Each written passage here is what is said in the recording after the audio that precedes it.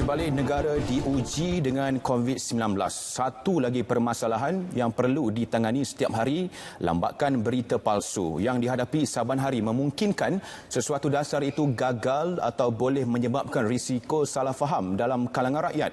Jelas itu bukan sumbangan terbaik dan membantu perancangan menuju Pelan Pemulihan Negara. Ikuti laporan disediakan wartawan Muhammad Amir Muhammad Ruzi. Berita palsu. Berita palsu. Berita palsu. Berita palsu. WhatsApp lah, diorang hantar. Perlu fikir kan, kita boleh tengok benda tu. Saya sendiri pun menjadi mangsa kepada penyebaran berita palsu.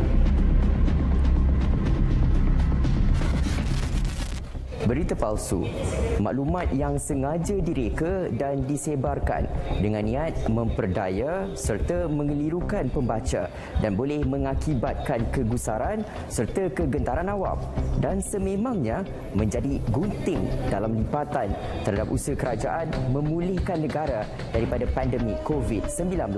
Sehingga 11 Julai 2021, sebanyak 282 kertas siasatan membabitkan penyebaran berita palsu berkaitan COVID-19 telah dibuka Polis Diraja Malaysia PDRM. Daripada jumlah tersebut, 29 kes telah didakwa di mahkamah. Kes yang pernah disiasat di bawah Seksyen 233 tindak tindakan di mana seorang kita katakan selebriti yang mana dikenakan denda sebanyak RM70,000 yang mana didakwa di bawah Seksyen 233 yang memuat naik satu video berhubung dengan petugas Hospital Putrajaya yang mengendalikan pandemik COVID-19. Peruntukan undang-undang di samping penambahbaikan secara berterusan berhubung dengannya diutamakan dalam mengawal perekaan, penerbitan dan penularan kandungan atau berita yang tidak benar. Malah, pelaksanaan pelbagai program berbentuk advokasi dan kesedaran dilakukan SKMM bagi menangani penyebaran berita palsu. Kita lihat antara program yang kita laksanakan di peringkat MCMC adalah Klik dengan Bijak, The Truth Campaign atau kempen kebenaran, kebebasan bersuara bukan kebebasan untuk bohong, dan Malaysian ICT Volunteer.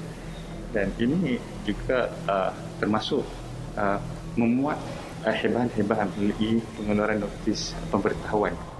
Tidak ketinggalan memainkan peranan pengamal media menjadi vaksin utama sebagai perisai menyebarkan maklumat dan fakta benar.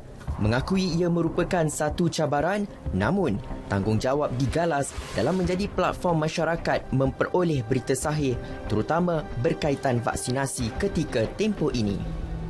Pastinya kita di pihak RTM, misalnya kalau ada sebarang isu yang timbul, kita akan pastikan benda itu akan ada penyelesaiannya dan mendapat kesahihan daripada pihak yang bertanggungjawab.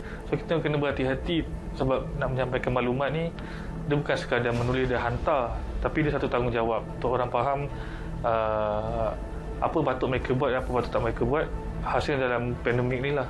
Bila timbul je perkara-perkara yang orang tak nak percaya pada kita, ini yang menyebabkan kita perlu kerap membuat laporan yang serupa, yang sama, tapi orang kata berkala.